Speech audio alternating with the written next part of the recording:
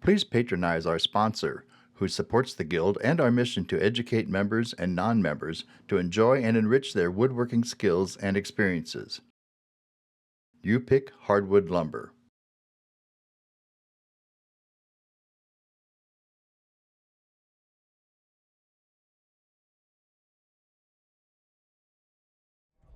Welcome, everybody.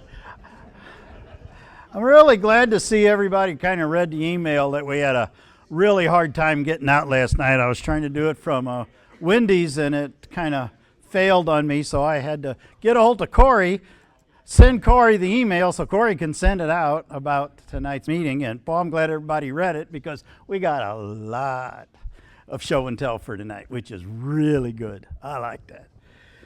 Okay, so first off, announcements. Bob Ryan is taking over getting the presentations for the because we took that job away from the vice president. So because the vice presidency just had way too much stuff to do. So Bob Ryan's taking over that. Bob has got almost everything to the end of the year, I think to November. He's now looking for people going next year. Start working on members and stuff who want to give a presentation next year. Also, back in the free tables, there's all those books back there, and I was told that if nobody takes those books home tonight, they're going to the trash. And was it the same way with the veneers? Okay, and the same way with the veneers. Nobody takes that stuff, it's going. Next month there is no show and tell, so it's a good thing we got a whole bunch of show and tell this month. Next month is our election of officers, and so it'll be just not a normal meeting, but all budget, elections, silent auction next month. Everybody should have got in the thing in the newsletter and in my letter for the silent auction next month, and hopefully it's gonna be good. I remember doing this, I think one time here and one time when we were over at Creve Coeur. It went really, really well. So, in the silent auction, I saw it mentioned credit cards. That people could use credit cards. Not really. Not really. Yeah. I don't remember seeing that. I thought I saw it anyways, Okay. and my reaction was, how would that work? I can take your credit card and I can take money and that's all fine, but the money's not supposed to go to me, it goes to the seller, you Right. know, so we really Oh, that's right. think about bringing cash or Cash. checks for Yep. people, you know, yeah, all right. Thank you. All right. Sorry, I just want to let everybody know too that the board meeting is for everybody. Not just the board members. So if you're interested in something or you want to bring something up or whatever, just let one of the board members know, and we'll get you a link that you can join our virtual meeting. Usually 4 times a year, so we have been trying to meet in person, but so far this year it hasn't worked out. But if you want to come, just let us know and we'll get you an invite. Superstar Weekend is April 11th. Starts at 8:30 with coffee and networking, and 9 o'clock should start the presentation. Should go to about 4, and it sounds like it's really good. Website. Something happened on the website that when they did some update or whatever, it changed almost everybody's age. You know how many of you guys out in the audience are 16 to 19? You get a chance, go out there and change that. Part of my thing that I'm also doing is other than finding out where everybody lives so we could do a demographic that way, I was going to do a demographic on age, and I started going there doing a query, and I went, something's not right here. I know this guy. Boom. Okay, now I don't think we have any new members tonight. Do we have any visitors? Stand up, wait for a microphone, and tell us about yourself. My name's John Mangles. I'm just here to see actually what's going on. I'm messing around with woodworking in the basement, making little stuff and whatever. Just like to see what everybody else is doing. All right, welcome.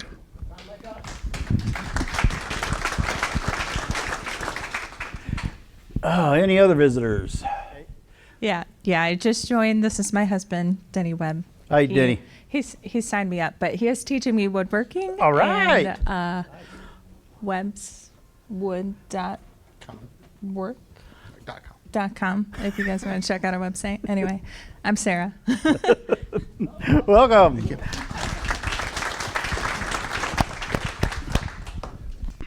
Let's see. Classes coming up next.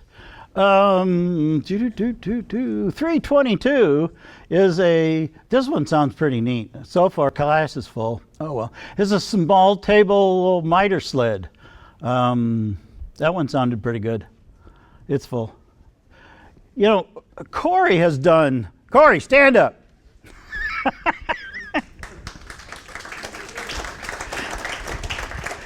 Corey, unfortunately, can't be our vice president any longer. Too much other stuff's going on in his life. So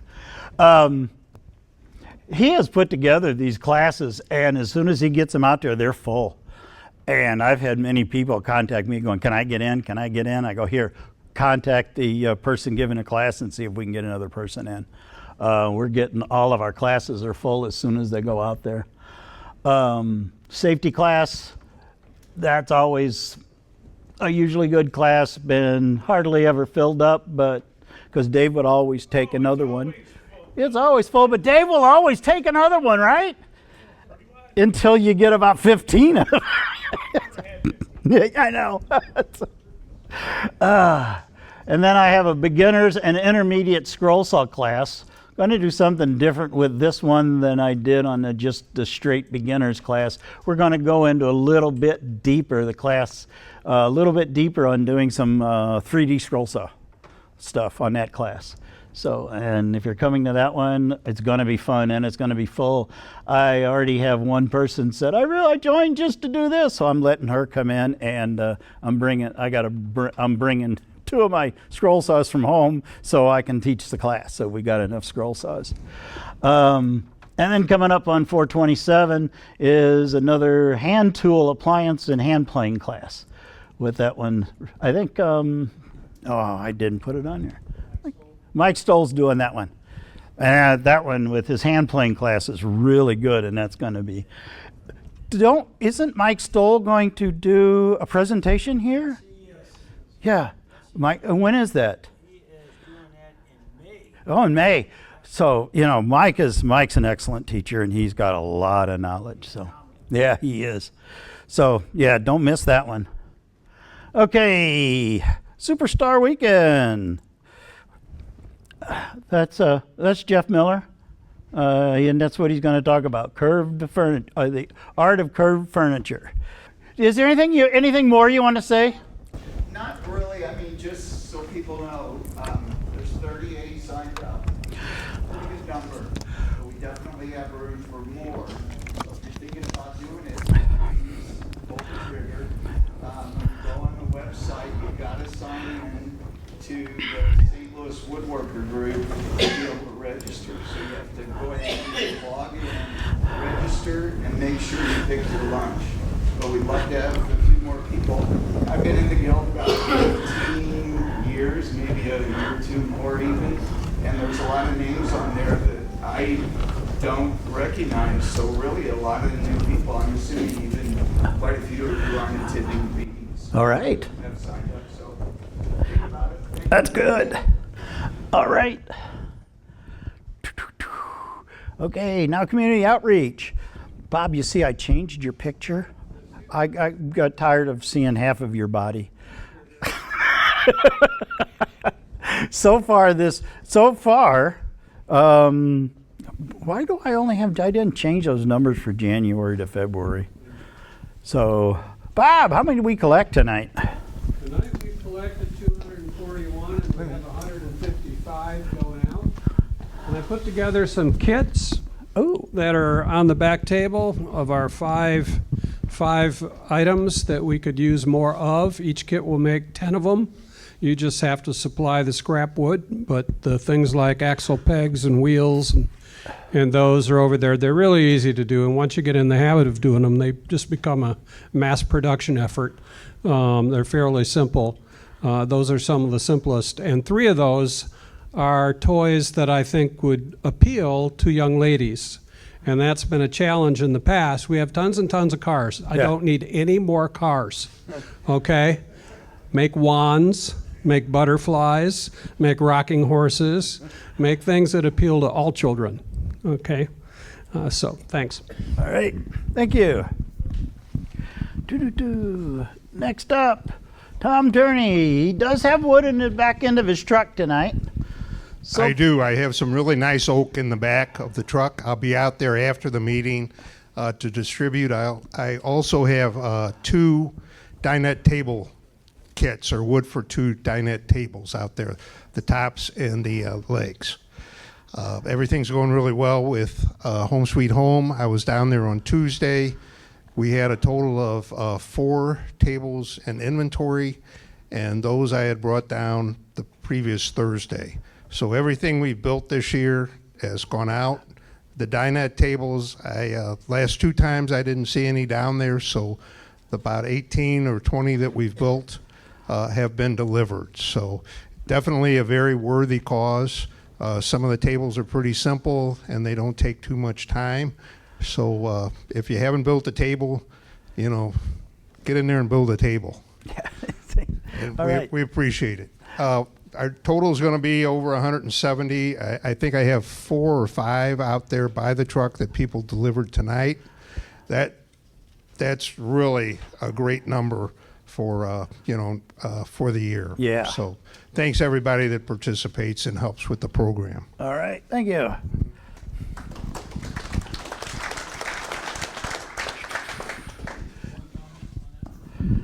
I like building the dinette tables. It's a good design. The only problem I had with it was once it was built, the legs are permanently attached. I couldn't fit it in the back of my SUV, okay? And, and I had 2 of them, so I had to borrow a car to get both of them over here. So I redesigned it so that it uses hanger bolts, and the legs slide in and the nut fastens it. And it's not much of a design change, but it really makes it a compact thing that people can stick in the back of their car. Oh, all right. If you want to see it, it's out by Tom's truck. Oh, okay. Thank you. That's a good idea. And then that way it makes, even for them, moving it easier, getting it up and down those stairs. Because one thing Home Sweet Home did say, though, the things that they need is what they can get up and down, sometimes 3 flights of stairs that are really narrow, of homes built in the early 1900s. All right, Christmas toy program. Wayne does 2 times a month on the 1st and 3rd Fridays. Oh, how's everything going, Wayne? Going just fine. We got 674 toys in inventory and a lot of work in progress. So all right. Looking good. Need help? Yeah, sure. Come on out. Tomorrow we're building toys 10 to 2 out at the shop. If you come on out and build toys with us there, get some patterns and go back home and build them. We got wheels and inventory and that type of stuff, and a lot of wood in the shed if you're looking for some wood to build toys with. All right. Good. Thank you. All right. Now let's get down to some business before we get in our show and tell and stuff. Okay, the current board, the way we look right now is I'm the president, Corey's vice president, Adam is secretary, and I saw Adam showing up. Hi, Adam. Joe Turner is the treasurer, and Hal Donovan has his term ends. So what our wonderful committee came up with is what they're putting up for election is nominations is for President Bob Coulter. Bob, stand up.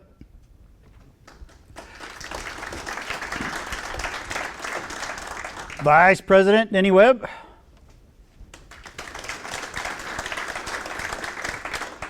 Secretary Adam is keeping his secretary. Joe Turner is keeping treasurer. And new director is John Vincenti. So what we have is Bob Coulter. Bob's been a member since 4/4/2024. I'm going to read this because I don't remember much. Currently, he's the Ecological Center Director at Missouri Botanical Garden. He has board-level experience with nonprofit organizations. He has a strong PowerPoint skill, and Bob attends most of the monthly meetings, and he participates in the Home Sweet Home Work Days and the North County summer programs, and he's also been in a few classes. Anything you would like to add, Bob? Ooh, that's open mic night. No, I got that same email that you all got about 6 weeks ago, sent it to Tom, figured there's probably some committee that I can get put on as newbie. Didn't know you had such a rapid promotion policy. It was less than 2 years ago that I did the safety class with Dave, and you have it coming up. I took this butt ugly piece of wood, and I'm hopping around to the different machines. By the end of the night, had this absolutely beautiful board came out of it. And as a new woodworker, oh, that is cool. And then a number of classes, including the fundamentals. Coincidentally, we were cleaning out the office, really, again, scrappy piece of wood, and my weekend project. It's got some rookie mistakes in it, but direct lineage from mangled wood to something useful. Wouldn't happen without the Guild. I'm very grateful for that and honored to serve All right. if the election goes that way. Thank you.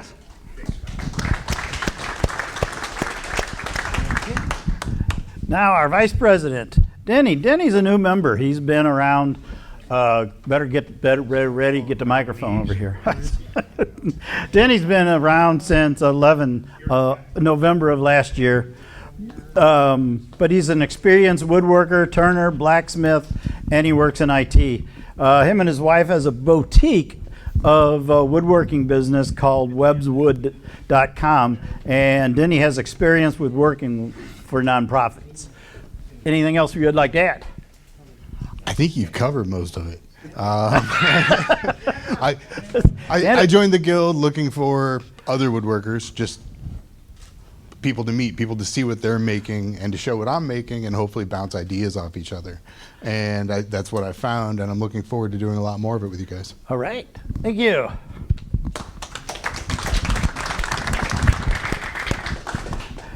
Now, John, who's not going to speak tonight, has been a long-term member. He joined back in 2019.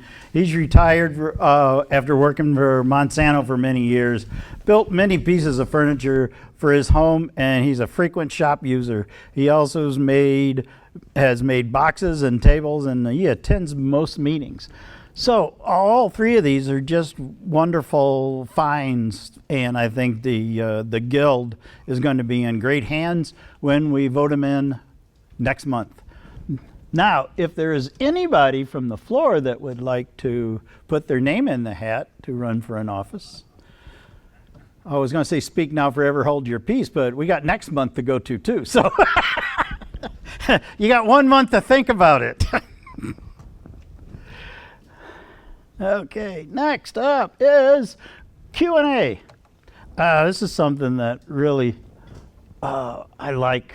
We get some really neat stuff and neat talks about doing this. So I'm building this small cabinet, and I had these brass nails that I'm trying to put in to nail into the wood, and they're really not going in great. I gotta drill these little bitty pilot holes, and so I'm trying to. I want to little countersink them in, so I get my punch.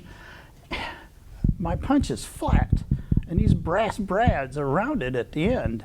And I'm not going to go buy a whole bunch of punches just to get one freaking punch that's got a convex thing in the middle. So I'm sitting there looking at it going, I have a lathe, I have a drill bit. Knock the chuck out of my drill press, put my chuck in my lathe, and I cut the thing, and it was like, hey, this is pretty neat. Has anybody else thought of anything doing something like that you didn't have that you had to make work to get you something finished? Or am I just strange? Oh, you do? So I thought one of the things that's always frustrated me, the parting tools on the way are so wide. Yeah. It takes so much material. So I found that reciprocating saw blade, you grind them, then you grind yourself a parting tool on the end, put some holes in it, mount it on the handle, then you can do a really thin. Ooh. Oh. Be careful, it'll catch easy once it's tiny. Yeah. And you got to keep putting that burr back on it. But you can do that thin slice to really. Oh, hey, that's a great idea. Yeah.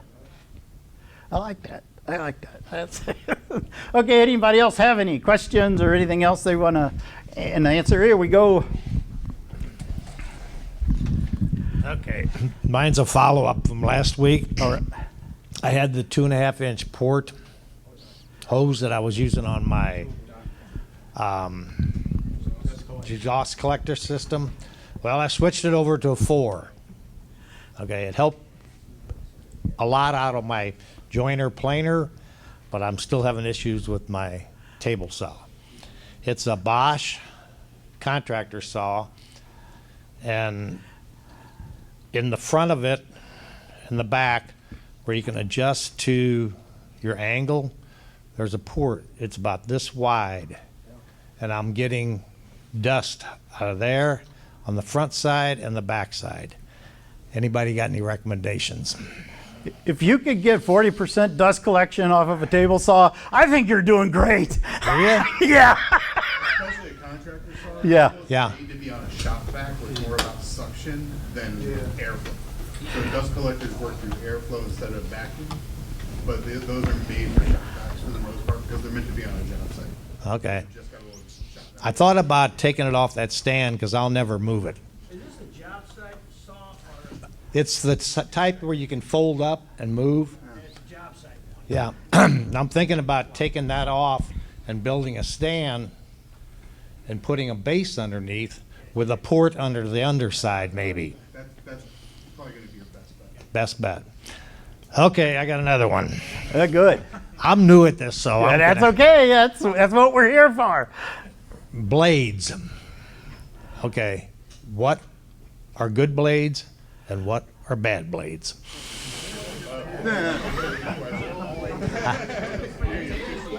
No, for my bandsaw and my table saw. I'm looking at a resaw blade and a blade for curves. Timberwolf? Yeah. Timberwolf's the better ones? Bandsaw. The Yeah. bandsaw. For the bandsaw, yep. Yeah. Yeah, Woodcraft has whole. That was just in there looking at them. Okay, what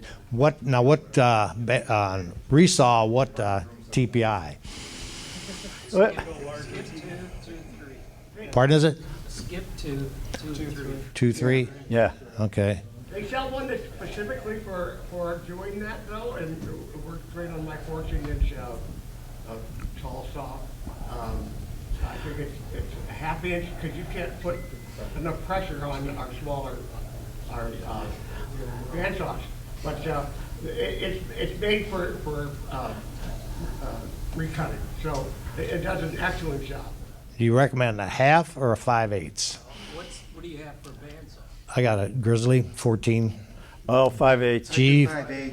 5/8. Oh, yeah. Yeah. The wider you can get, the better. The better Okay. your resaw's going to be. Yeah. Okay. The more stable it's going to be. And the fewer teeth, the more dullage Fewer you got, teeth, the fewer more teeth, dust okay. away. Probably need to bump the pressure up too. On the The tension. tension? The tension, yeah. Okay. Okay, now for circular saw blades. I mean, table saw. Table saw blades. Go to Quinn Saw. You know what? Anything they sell you is going to be a good. I would love to go to Quinn Saw, but I live in Fairview Heights, Illinois. Huh? Good quality blade, but not out of this world expensive. Who? Freud. Okay. Yeah, they're the red ones. As far as like which blade you get in that line, it depends a lot on what you're trying to do. Yeah, the forest blades are expensive, but they're very good blades. I had mine for a couple of years ago, and I haven't had, I've only had it resharpened once over Quinn Saw. That's a very good saw. You're gonna pay for it. Yeah. And if you don't know, Quinn is up in North County, and you can send your dull blades up to them. Yeah. For like $10, they'll sharpen them. Yeah. So if you're buying $60 table saw blades, you can get 5 lives out of them. Okay. Woodpeckers is also selling blades. Yeah. If you, Just make sure your bank references are in good shape. I bought a Spider, I think it's called, Spyder, at Lowe's. Okay? Huh? And I was very impressed. so just keep shopping, huh? Well, I bought some cheap blades way back because I didn't know better. Yeah. And they got dull, and I was ready to chuck I remember you say that last. Well, I was ready to chuck them, and I said, well, I'll take them to Quinn to see if they'll tell me if they're worth sharpening or chuck them. And they said, oh, no, you can sharpen them. And I did, and they were like the expensive blades I've ever bought. So I think getting them properly sharpened, which is what Quinn will do. Yeah. And, you know, yeah. So Yeah. what's my best way to get to Quinn? Drive. Go to the airport. You drive, well, Right by the airport. right by the the Yeah. airport. Well, that's not too bad. Where? Yeah. Okay. This St. Charles Rock Road. Put your name on it. Okay. Just look at their website. It gives directions. When you're reselling, when you want to do it with your tabletop, make sure you're using a ripping blade, which got a different teeth and clear to color. They call it better than a general duty blade. So of course, spending the money for a ripping blade and change it, take it back off. Yeah. Because they do a much superior job when you're cutting with the blade. I'm starting to find that out. You have to take it on and off. Yep. Not everybody does. A lot of people here probably never do change it, but it's worth doing it if you're ripping. Yeah. I always do it one more time. Yeah, I keep two blades in stock. One is a rip blade and one's a crosscut blade, and I keep changing them back and forth. I don't use a combination blade. Just to be clear, Quinn takes blades from all over the place. You can mail them to them, and they will mail them back. Oh, wow.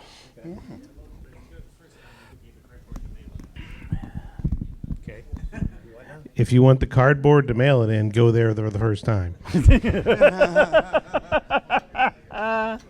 All right. Any other questions? There we go.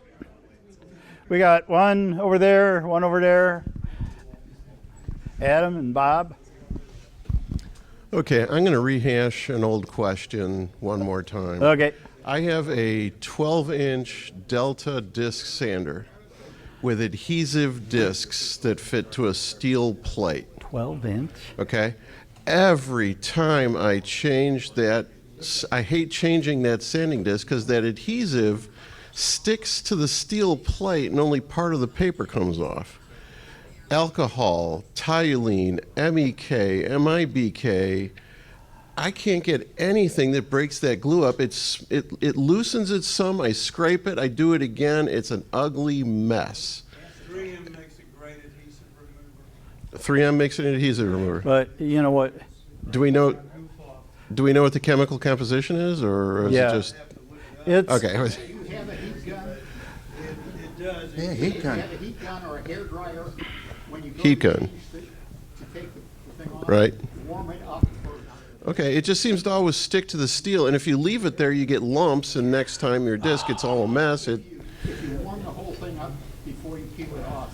Okay. It'll make it easier to get it off. I'll try it. If it doesn't work, you're going to hear this Hey, question again. Bob, remember those chemicals those three chemicals I had up here? Yeah.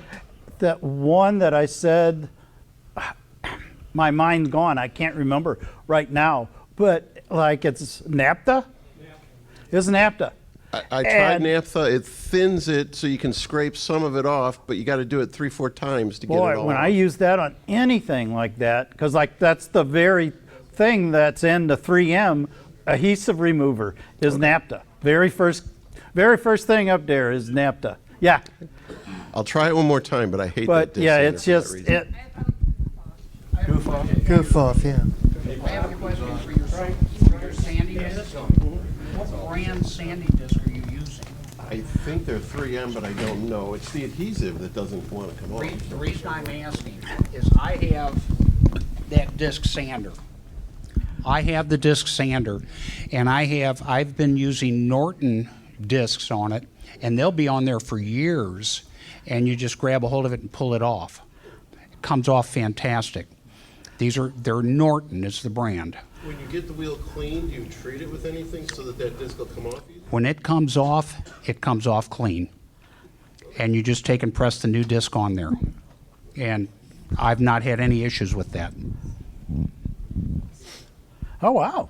Now, I do have a question. Sure. How do you clean your bandsaw blades?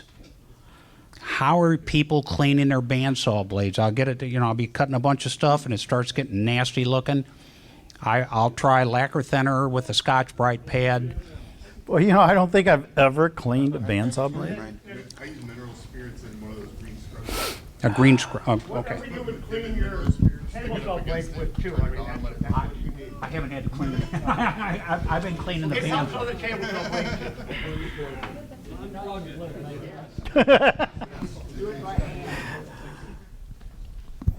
Yeah, I'm looking to replace my contractor saw because I don't have room for a regular table saw working out of my garage. Does anyone know of a contractor saw which will accommodate a dado? My DeWalt will not. No, spindle is not long enough because they don't want you using a dado on their machine for whatever reason, unsafe. Delta? Okay, good, thank you.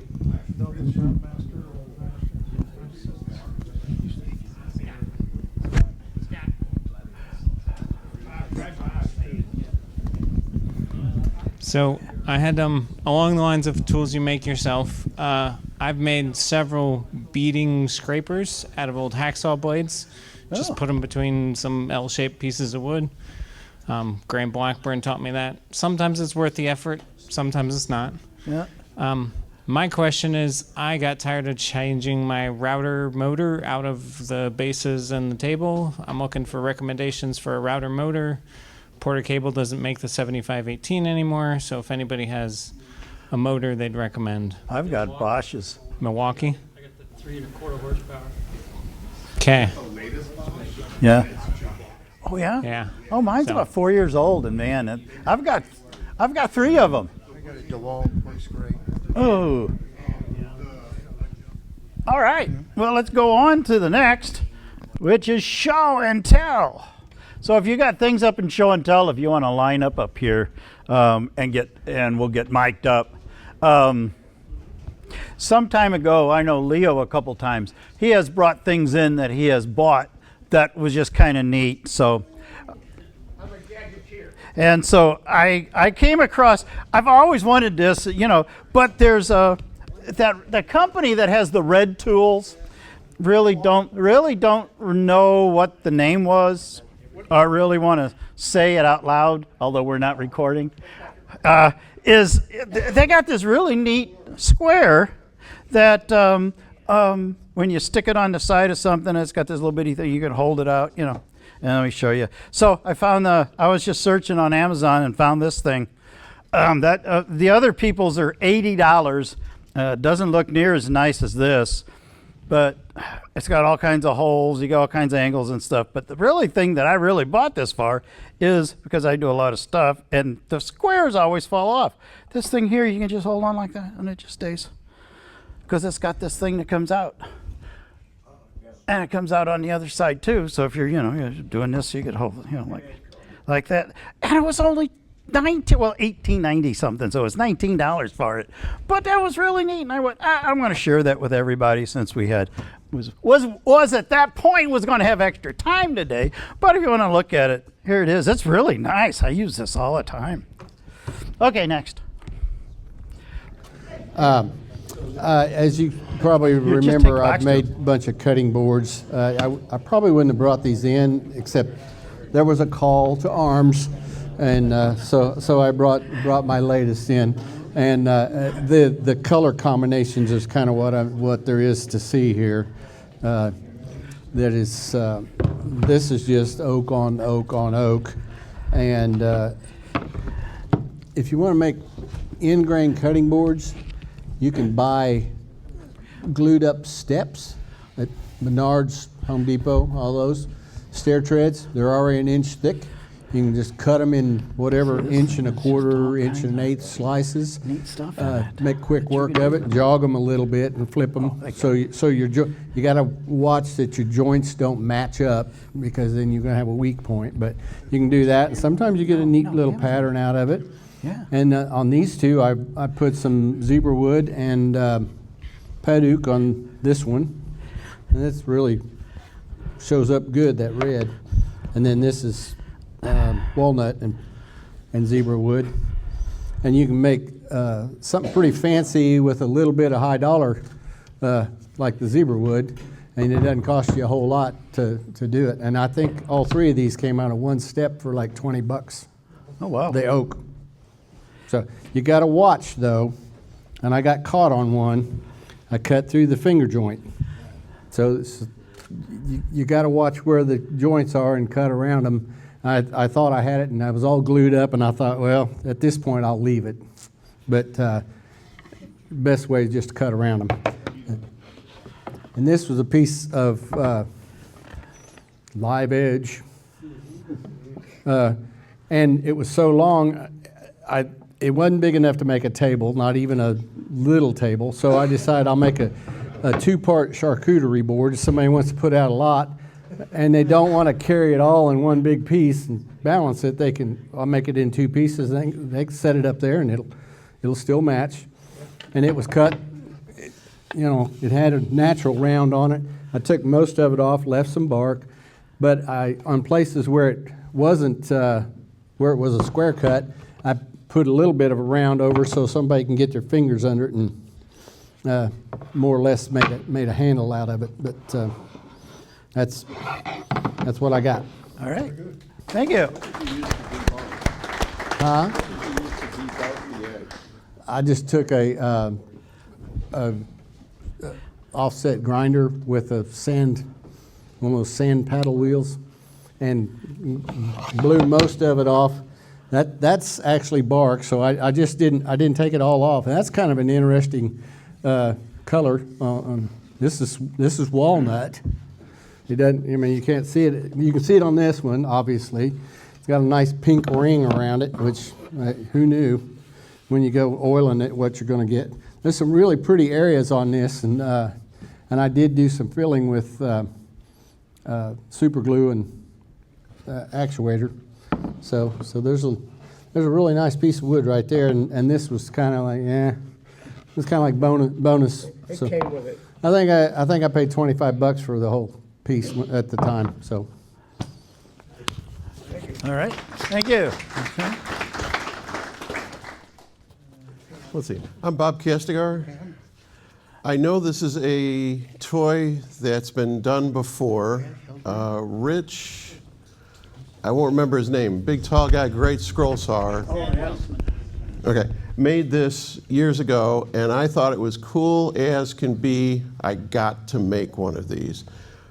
I am not a scroll sawer, okay? Hey, but So those look very nice. I would have done better if I had done my bandsaw for the big parts and then the details on the scroll saw. Anyway, if you haven't seen this one before, it's basically called a ramp walker. Oh, I didn't know that one.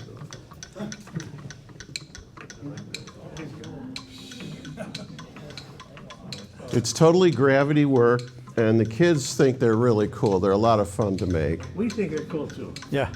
So if you haven't seen that one, I thought you might get a kick out of see it. The armadillo seems to always win. I'm not sure what that's about. Yeah.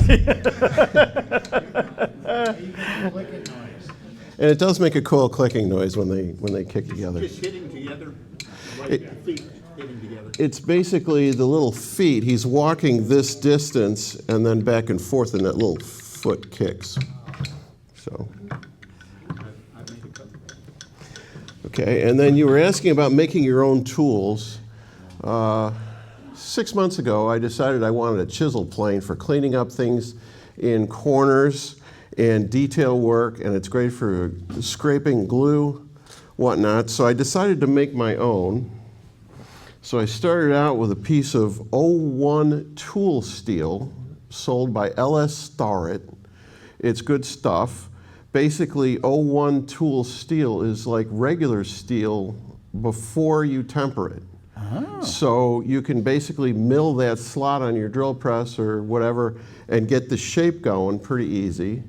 Then when you do the heat treating and annealing to it, it basically hardens this end of the blade, which is going to be your cutting chisel piece. When I made it, I designed it from a article I'd seen in a book.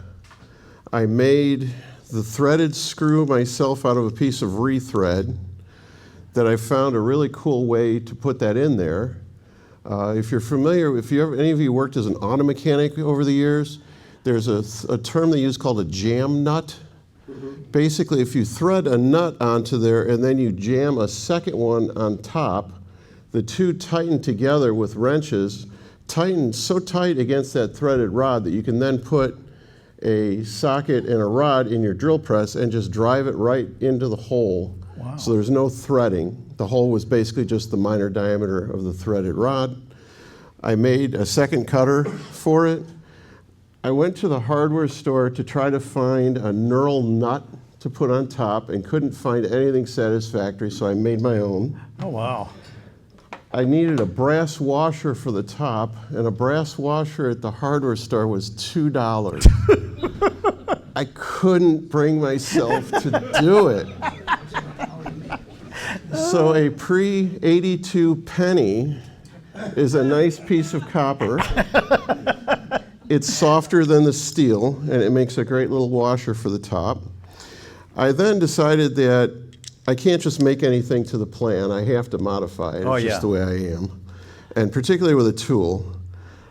So what I did was I tapped a hole straight lined up with the end of the blade and put a long set screw in there.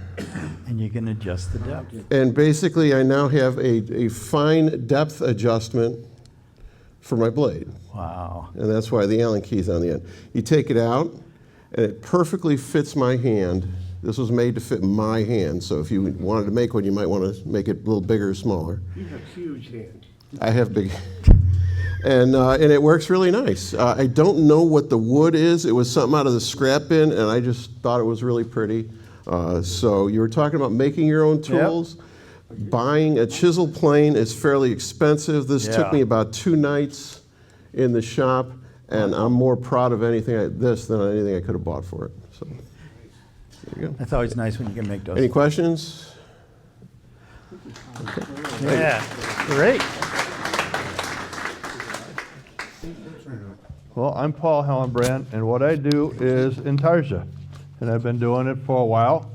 My first experience with it was I did a dolphin about 20 years ago, and I went, I can't cut that. So I put it on my pile, and about 10 years ago I saw the pattern on the wood, and I went, I can cut that now.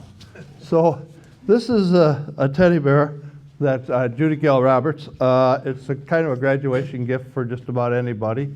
So I kind of made that. I'm to the point now where I've done enough intarsia that none of my family needs anymore. None of my relatives need it anymore. And my friends are probably sick of it too.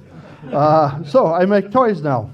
But in the meantime, I have gotten a little better at it. And at the same time, I think I can find flaws in just about everything I make. So I've used a whole bunch of different kinds of wood. One of the things about intarsia is you look at wood a whole lot different than you do if you're building a house. You look for knots, you look for short pieces, you look for sand, you look for anything that will help you make that. But there are about 7 different pieces of wood in here. Some of the things I've learned over time is redwood or bloodwood. Whenever you're doing that, you should probably treat that with something to kill the oils in it, along with the redwood. Another thing I've learned in cutting it on a scroll saw is to put tape over it on both sides before you cut it, and that just keeps the blade sharper.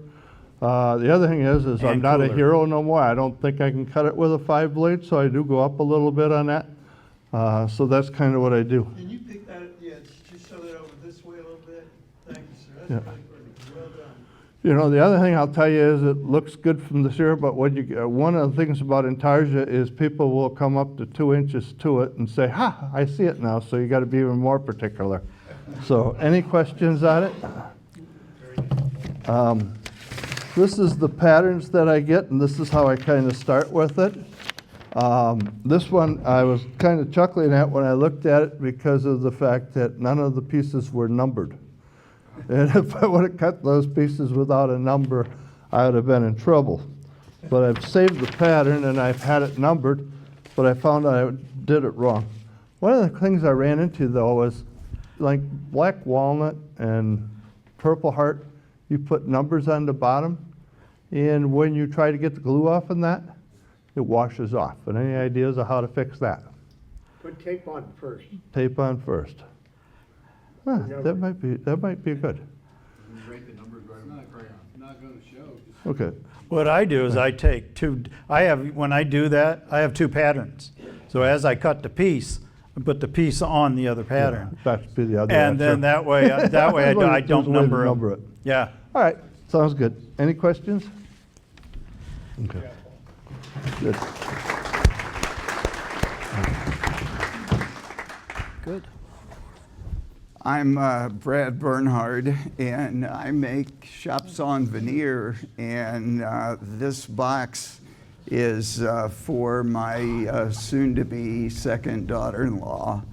And the veneer that's in the box, I had a beautiful piece of crotch walnut that I had not used in building some walnut furniture because of the stability, and I made a number of veneers out of that. And I was looking for some beautiful grains to put in this box. So this has crotch walnut on the top. It's got old rock maple with a quarter sawn grain pattern around the top, framing it. And then on the inside, it's got a piece of maple that's got some a little bit of a darkening pattern across the center. The tray insert is out of an old piano, this maple, and it's got a lot of bird's eye in it. So I really tried to pay attention to what I did with the grain. I had book matched the veneers, and so I tried to wrap them the way the grain would flow around the box, and the same thing with the tray. So the problems I had with this, I like to use stopped hinges, so these things open about 95 degrees. And I particularly look for Brusso's brass hinges when they're on sale because they're quite expensive. And I'm also very careful to use my grandfather's egg beater drill and drill a pilot hole. And the bits are so small for these number 1 and number 2 screws that you can't get them in your cordless driller. I can't get them in mine. So I drilled pilot hole, and I've done about 20 boxes with their hinges, and I was just every time keeping my fingers crossed. So this was the box that the brass, even though I used the steel one first, I put it in and it snapped. And I thought it was just stripped because this is going into plywood. It's going through this maple cap into plywood, but actually it had busted off. So I went up in the kitchen drawer and got a skewer out and checked the diameter of it and got a drill bit to match it. It was bigger than the brass screw that was broken, and I drilled it out. And then I put that skewer in there with some epoxy, 5-minute epoxy, let it dry actually overnight, and everything turned out fine with the hinge. I would recommend anybody that uses, this is a 3/4, their smallest, it's a JB 101, I believe. They send them out with a number 1 screw, and I have told them before, because sometimes I'll buy like 5 of these hinges at once, for them to send me a package of number 2s. So I would encourage you, if you use a number 1 screw, the threading is almost non-existent. Probably would catch in solid hard wood, but anyhow, they will send you the extra number 2 screws if you ask for them. So the other thing I did new with this box is usually I've got an 1/8 of an inch piece of plywood for the base, and often I will leave it or take a piece of felt and just cut it and use some double stick tape to hold it in. But I tried to upgrade because I told you who this is going to, and I want to try to make a good impression with her. So I upgraded to leather. So I found at Hobby Lobby they have several leather choices, but this particular one I quite liked. It's easy to cut with an X-Acto knife and a good straight edge. And I really did not do anything but cut it as exact as I could to fit. And then these dividers actually are in here with just pressure. With the new jig I made, I was able to get these very tight off my router table. And so I have a piece of leather in the bottom of this that would be potentially replaceable. And I did the same thing in the bottom. And besides looking cool, it adds a great smell to a box. So that's all I have on the box. But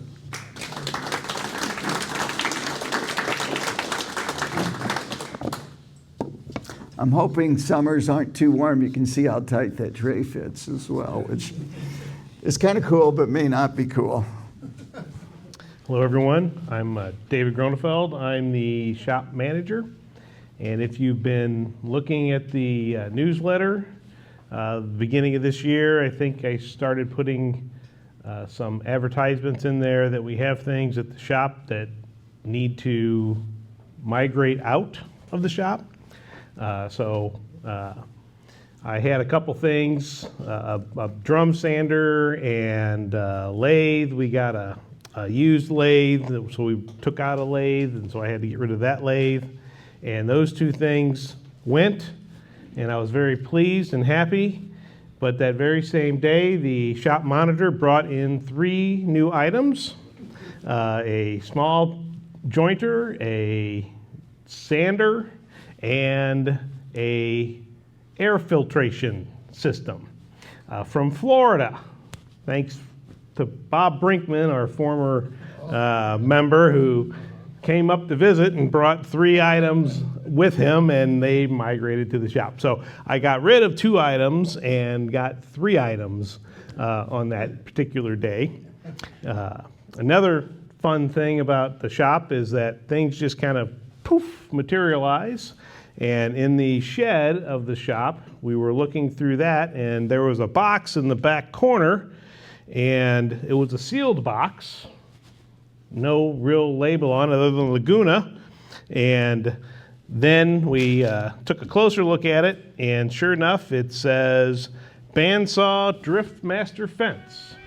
And I don't know where that came from or how it made its way to the shop, but we have a. I left it there. Okay, well, you may purchase it back. The rental fee is what we'll call it. But anyway, that is an item that will also be needing to go up for sale. And I went ahead and brought it in so that if somebody wants to look at it, they could take a look at it and see, because I've taken pictures of some of the other things, but this is still in the box and it's in pieces. I didn't want to drag it out and try to take pictures. So I just went ahead and drug it in here today, and if anyone wants to take a look at that, they can take a look at it. We also will be getting a new lathe. So our older lathe is going to have to migrate out somewhere. So that's another large item that's going to be, I assume, up for sale shortly. And we have other smaller items that I'm trying to clean out the shed.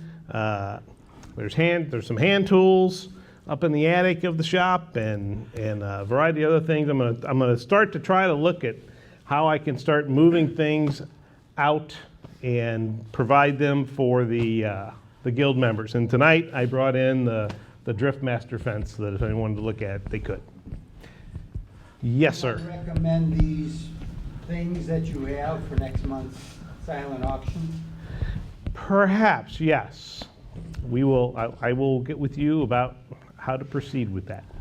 Not me. I just take the money. Yeah.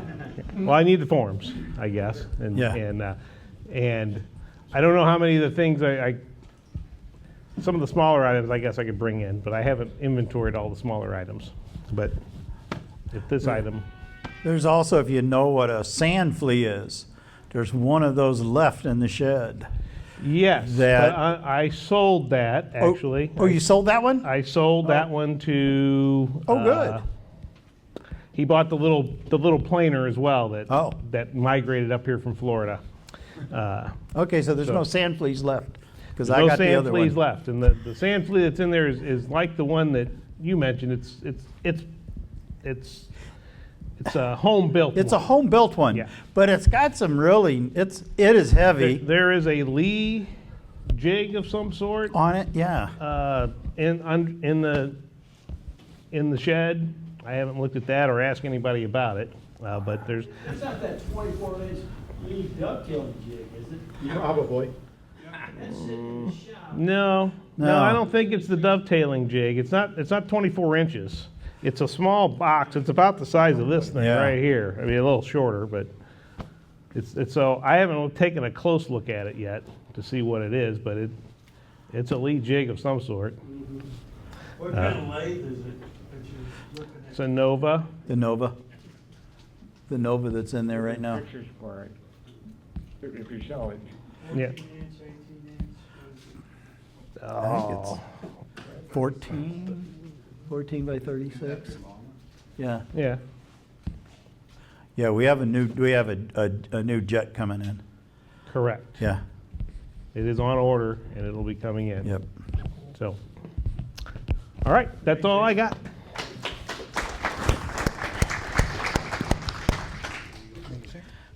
Hello, I'm Dan Linder. My son announced that he's getting married, so him and his fiance asked for a congratulatory wedding card box, and their wedding and reception is going to be held in the venue is going to be in a public area. So this box is somewhat made obnoxious so that it'd be a little harder to walk off, if you will. So it's made out of quarter sawed white oak with quarter sawed maple panels. So one of the things I chose to talk about this evening is how I made these panels. So I took 8-quarter maple and I would cut 5/16 white strips and then just lay them down flat, glue, put tape, draw them together, put tape so they're held together, then open up the joint between them and fill that with glue, and then put it on wood clamps.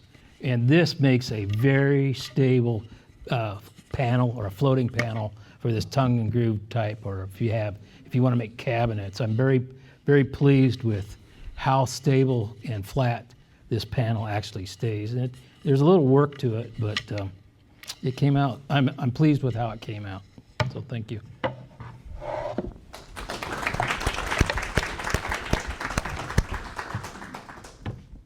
I brought a cutting board.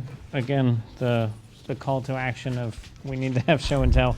This one isn't done. It requires some sanding. Everybody's favorite woodworking activity. And Greg, yes. But a friend of mine and we made 4 of these, and it was a learning experience for everyone. I was kind of teaching him how to table saw, so that's where we were starting there. But it came out pretty well.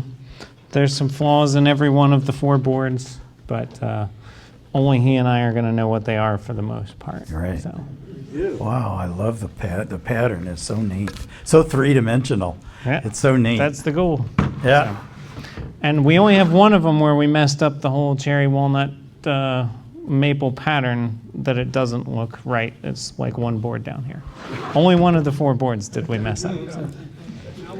All right. Thank you.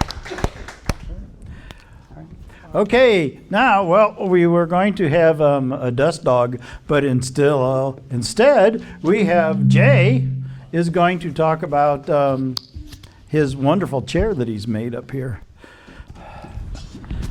So those of you who don't know, I'm Jay Noffsinger. Was a former president of the Guild about 2 or 3 years ago, then too, so been around for a long time. The story of this chair, called a Douro chair, which I'll explain more in a minute, started about 8 years ago. So about 8 years ago, I got a call from Mike Sistick. Mike Sistick has been an even longer member than most of us. In fact, he was the president of the Guild for 3 straight times, however long ago that was. Back 8 years ago, we did have a mentor-mentee program like we have now. I know Brian is having trouble getting matched up with the people and so on. But an individual who was active duty Navy stationed at Wright-Patterson, Scott Air Force Base, happened to ask to be mentored. And so the person who was in charge of that at the time called Mike because he lived in Metro East. In fact, he lives in a little town called Oakville. So Oakville is a little town right on 64 and maybe another 3.5 miles from the Air Force Base to the east. So it's quite a long ways out there. And Mike called me because he decided that that was a little bit too far. And so I live in O'Fallon, Illinois, about 10 miles from the Air Force Base.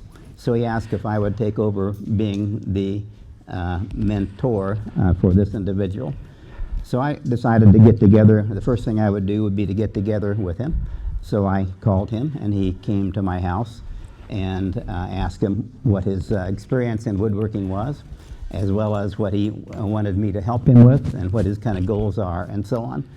So he said a couple things. He said he doesn't have many big tools like I do, but so he's gotten relatively good as using his hands and using individual tools like that. But he also had already become enamored with what's called campaign furniture. Campaign furniture has nothing to do with anything except actually wars. So that kind of campaign. And so if a uppity general in the Army was stationed at a place, not really stationed like a base, but rather where there's fighting going on, and he wanted to be able to have a little bit of luxury, so he wanted to have something like this, like a chair, and he wanted to have maybe a desk or something he could write on. But he wanted, if the campaign kind of changed, and all of a sudden they needed to move from where they were at that time, the idea of a campaign chair was it's kind of takedown. It was easy to kind of fall to Christ together and so on, and get it to a new place and so on. That's what campaign furniture kind of means.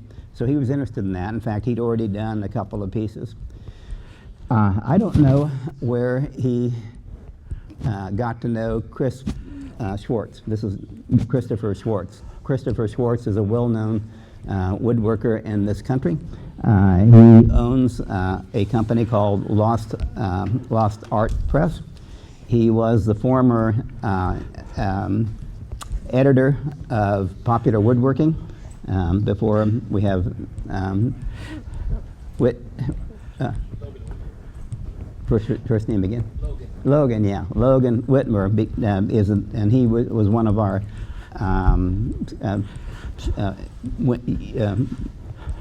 superstars a couple years ago. Loved having him here. So anyway, somehow he got together with Logan Whitmer. Excuse me. He got together with Chris Schwartz. And for some reason, Chris Schwartz had become enamored with a particular campaign chair called this Douro chair. And he talked to so many people about why he thought it was just an unbelievable piece of art and how everything kind of went together and so on. So somehow, I forgot to tell you this person's name that I became working with. So his name was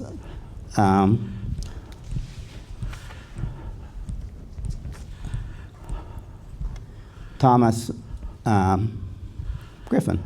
So again, Thomas Griffin was on active duty and, as a Navy officer at Scott Air Force Base. By the way, if you don't know, I said Air Force Base, right? He's in the Navy. Well, there is a big unit there called Transcom, which is all the transportation in the whole world related to our Navy goes through Scott Air Force Base. So all the different services, that's why he, as a Navy person, happened to be stationed there then, though. Anyway, so he somehow, Thomas was able to get a hold of Christopher and was able to schedule a time that he could come and look at this chair that he had become enamored with. And so Christopher didn't have time to, he didn't want to kind of sit things down and work with him specifically to be doing something on his own, but he did allow Thomas to have as much time as he wanted to have one of the chairs that was an antique, an actual early one and so on. He happened to have come in possession of one of the actual Douro chairs. And so he said, you can take as long as you want, and you can make as detailed of plans as you want, and so on, and take them with you. Thomas is a little OCD with doing things. Anyone of you who wants to look at this can, but you have to get it back into the same role before they leave with it then too. So incredibly detailed plans that he had and so on. And so he had those. He said, Dr. Noffsinger, I would like you to help me with this. And in fact, if you help me, we'll make 2 of them and you get to keep one. So that's where this all started and so on. I do like old things, have a house full of antiques, and am a member of the Society for the Preservation of Period Furniture Making in the country and so on. I like old things. So that's about the only thing that I had in common with making a Douro chair from from Britain and so on from a long time ago. Well, it turns out the chairs were made primarily in the middle 1800s, so about 1830, 1840. They were very plentiful. And I told you the idea of what a campaign chair actually is. So there's Christopher. I'm just going to go through a whole bunch of different kind of pictures separate from the one that we built. And if I see anything that I can point out, I will do so. Is that there? So you'll see all different kinds. So that one is not much like the one that we built. Again, not a whole lot like, but this one happens to have the cushioning and so on, the leather cushioning, but doesn't look much like the one that we built. That one is looking much more like the one that we built and so on. So they didn't all have to be alike and so on. So whatever, whatever the woodworker designed and so on, he may say, I can make it better. He might have kind of changed things a little bit, but that's more similar. One of the ideas of this chair is not only can it be taken down very quickly, but it could also be made from a chair into a bed. So you can make it so that it leans back as far as you want to, so you could sleep on it if you wanted to. It's a kind of a partial example of that. This is getting to look a lot more like the one that we made, I guess. You can see that how it's starting to kind of be able to be pushed together and so on to be able to take to the next battlefield. That one's the bottom pieces and so on look a lot skinnier, maybe a little bit too skinny for being able to hold a human being. So now, if you had one of these chairs, often they made a place to be able to, after you kind of push this all together and kind of collapsed it all, you could put it into a box like this, so that it would be all ready to take to the next place and so on. I didn't have any use for that. If I'm going to make this thing, I'm going to keep it out. So, but he went ahead and made that too. And if you made that,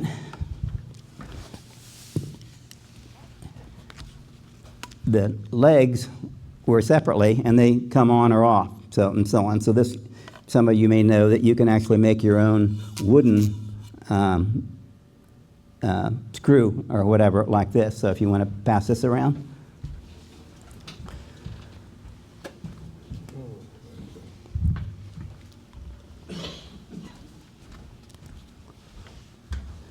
So this chair would actually fit into that box if you needed to take it to the next place. Plus, while it was still there as the box, it would double as a table.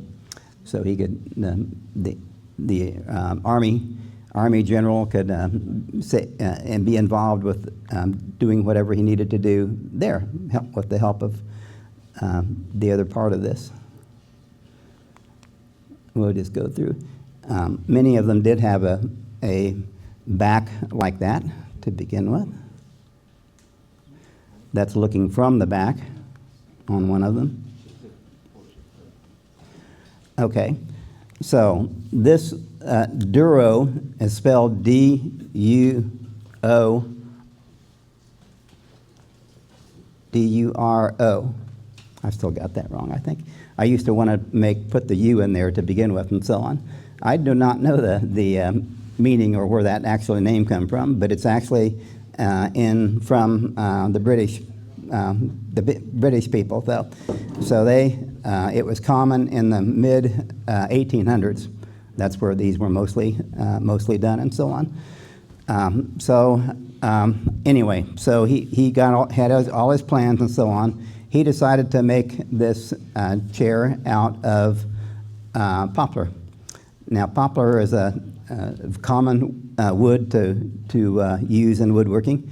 It's kind of a softer hardwood, and it is a lot cheaper than things like walnut or cherry and so on. So I think that's what he kind of decided that he was going to use, and that makes perfect sense. There are some problems with poplar and cherry related to putting a finish on, so we'll get to that in just a little bit. If you don't do things properly, you got a very, very stained surface. It's kind of ugly, so you got to do the finish properly then too. And then what I think Thomas had in mind was making a lot of money. I think he had in mind going into the business of making these chairs and selling them. One of the chairs, I didn't if you saw it on one of the pictures or not. It was advertised for $3,300. It was an example, though.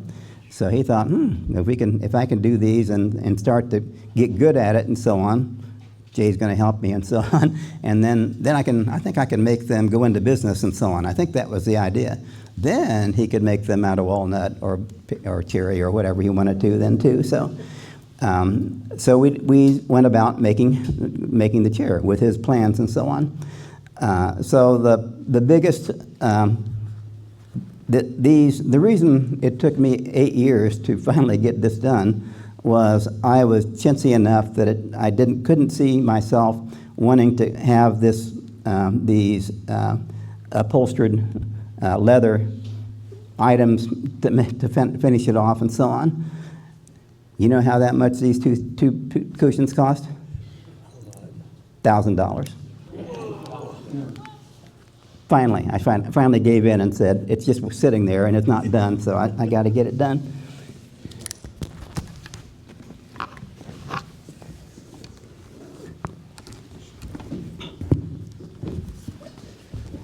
Now you can see a little bit better what it looks like just without those cushions, and this is what I had to begin with and so on.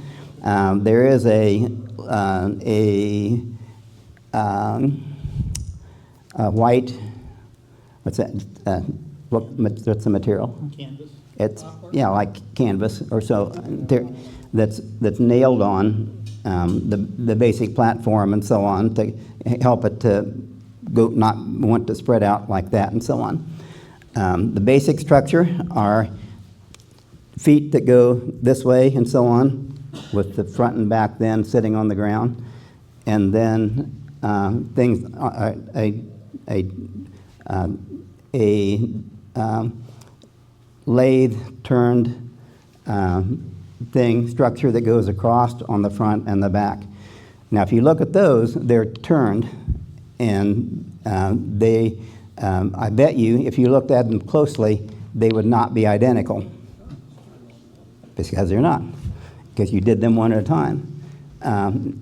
If you are looking at a piece of furniture that's for sale, and you want to know whether it was hand done or done by a machine, if you look at it and it's perfect, it was probably done by a machine, not by a person. So that you didn't really care that much. But the side items, things, they needed to come down to a point and so on. They needed to be the same on both sides then. So we cut the boards to thickness that was required and so on, and then cut them not into the final shape or anything, but just into, workable pieces. Then the way to get to the point of having two of them being exactly alike, or as close as you can, is to use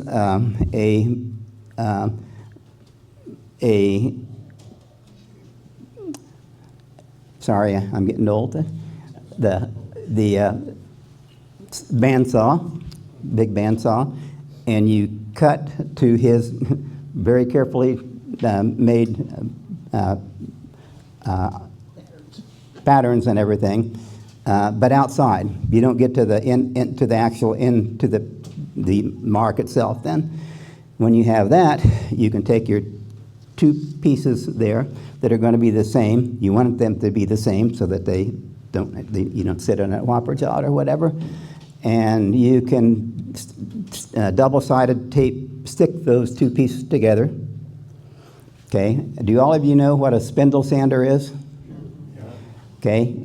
So you take this spindle sander now, which comes in can be this big or it can be this big around and so on. So you find the one that kind of fits best to those corners that you're going to have to go around and so on. And then carefully, so a spindle sander goes this way like that, and it goes up and down as well. So it's a very powerful way of getting you. So you're sanding to the marks. You didn't bandsaw to the mark, you sand it to the mark and so on. So you end up then with pieces that are matching. They're the same on both sides and everything. So that's how the sides are made. They are held together with very strong screws that seem to be more kind of like a blacksmith caliber and so on. Whereas the other ones that you see are more decorative. They don't seem to be, that kind of quality and everything. So again, these are just also spindles that were made on the lathe. So you can see that this has multiple holes in it, and if you use this hole, it would let this go back a little bit further. If you use that hole, it would go back a little further. In fact, you could make the piece of leather long enough that you could have enough holes that they could go, indeed it could end up being a bed and so on though. So you can put that wherever you want to and so on. And believe it or not, that whole thing just kind of completely collapses and into a thing that you could put in that box and so on to take to the next war. Just a little bit about the finishing of the wood parts and so on, because I mentioned to you that poplar is a difficult thing from that perspective and so on. So if you just took a stain of some kind and tried to stain poplar, it's going to be a mess. It's going to look very splotchy and so on. So the way to do it is to seal the wood to begin with. And I used two things. I didn't bring the first thing along, and that's a yellow dye I get from Mohawk. Learned this at a finishing class at Mark Adams. And you just paint the whole thing with this yellow dye, which the diluent is alcohol, as is the diluent of some other things too, instead of mineral spirits or whatever.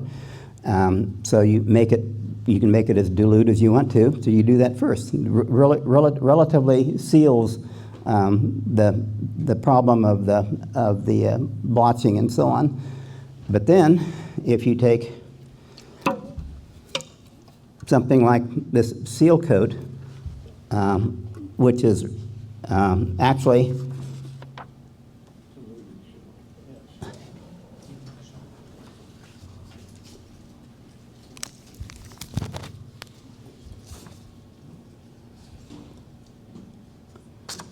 again. What's the other? Shellac, for heaven's sakes. Yeah, so it's shellac, and this is shellac cut in half. Okay, that's what that is. That's all it is. Cost a lot more than you taking regular shellac and cutting it in half with alcohol yourself would be a lot cheaper, but that's exactly what it is. It's another good thing to seal it with. So I do both. So I do the yellow stain to begin with, and then the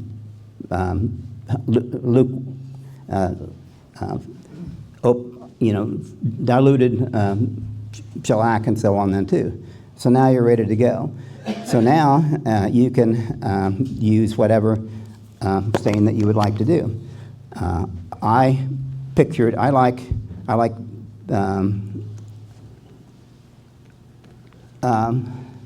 cherry a lot. So I like that kind of dark or deep reddish color and so on. So I myself kind of decided what the stain was going to end up being. And then what the stain was kind of helped determine, looking at the leather that would kind of go along with that and so on. And I think they end up looking nice when you put them together as well then. And after you do the stain, then my favorite outer layer is Armor Seal, which comes in the different satin and gloss and partial gloss and so on. But instead of it just being straight polyurethane, which is the most durable, I mean, basically it turns into plastic when you use it. It's very, very difficult to do anything with it after it's there. It is what it is. Where this is oil-based in addition to having poly in it too. So to me, it's a nice combination of those two for doing anything really. So I use that a lot. In between coats of doing the finish, I sand, and I sand with this extremely fine steel wool called Liberon, way finer than even the most fine normal 4/0 and so on. So incredible. And when I get to the final coat that I'm putting on, and the final, instead of just using the Liberon steel and so on to do it, I use paste wax and put the paste wax on with the steel wool. I learned that someplace, and it works incredibly well to ultimately have a piece that is now waxed, in addition to being, if you look at it, I think you'll agree, it's pretty smooth and so on though. All right, so that's kind of the idea, again, of this Douro chair that took me 8 years to complete, and something that I had no interest in to begin with, but it's because of the mentor and mentee program. But no, Thomas and I have become good friends, and he is done with his service and so on, and he lives in very northern Alabama, almost to Tennessee there, and so we talk frequently. So, okay, questions? Anybody have questions about? Is he still selling chairs? He sold none of them. I think he went through the process of how difficult this ended up being and so on, and he decided, yeah, no. Not worth $3,000. Not worth, exactly. I'm not sure about the word to use, but the... Hold on, Bob. Wickering? Oh. Did you do that? Did you have that? The caning. Caning. Okay, I have done this. Okay, so the question is, how did you do the caning, and how did you do that after the finishing, or how did you work around it when you were doing the finishing? No, you had to do the finishing first. No, I did not do this one. I have done caning, but he's in the military. He found out he's going to be transferred down to the deeper south. He's a Southern boy, good old Southern boy. So that was good for him. And so he wanted to get things done as much as he could. So he found somebody that would be willing to do the caning instead of either one of us. So no, I did not do this caning, but I have done the caning. It's something that certainly you can learn and do it yourself. Yeah. So you put finish on the chair back, then you have the caning done. Yes. Do you put anything on the caning afterwards, or is it just done when it's No. it's done? No, it is caning though. Yeah, you can buy sheets of the caning. Yeah, you could get kind of pre-made and That was my question, was whether it's hand-strung or the sheet kind with I think this is, inserted the things and so on. You I got think a row I of don't think holes it's in the back I don't where think you he can did see where it goes through. buy the strips of it. So. Jay, did you drill holes in the back for the caning? He didn't, though. The person who did this did not do that, so I don't remember exactly how he did it. But Okay. I did not do this caning. Gotcha. Okay. You'll see that there's a strip of banding around the rim so that you cut a slot. Right. I don't feel that. No. On the outside edge. You wet the cane and then you drive the cord into the slot. Right. And that holds the cane in place. Right. So anyway, if you want to make a $1,000 chair, you know what it is. It's pretty. It's very pretty. It's also a conversation piece. So anybody that comes to visit, it's a conversation piece. So. Other than getting the cushions upholstered, how long did it take you to actually build it? Well, he's in the military and so on. So he came to my house and my shop and so on. And that was probably over a 2.5 to 3 month period. So it's not like we were working all the time. I wasn't going to do anything without him being there and vice versa and so on. So that was that 3 month period that he was still active duty and stationed here. And the reason it took 5 more years after that is I didn't want to pay the upholsterer. It would have only been $500 if you'd done it earlier, yeah. Conversation. But he did a good job, the upholsterer. Yeah, it's beautiful. Yeah. Okay, any other questions? Thank you. All right, thanks, Jay.